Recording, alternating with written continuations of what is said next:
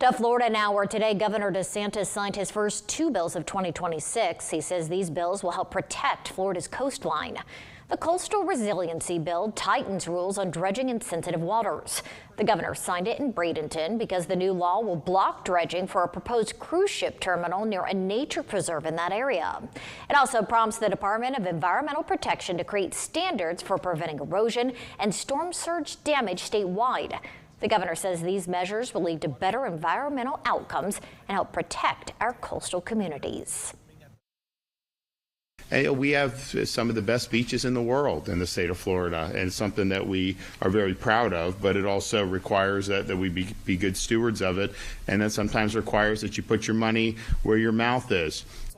A companion bill will dissolve the state's Environmental Regulation Commission, shift how certain air permit fees are handled, and according to state officials, save about $500,000 a year in administrative costs while keeping current fees in place. The governor has until April 2nd to sign the set of bills on his desk. And those two bills were among 11 sent to the governor yesterday. It's the first batch from this year's legislative session.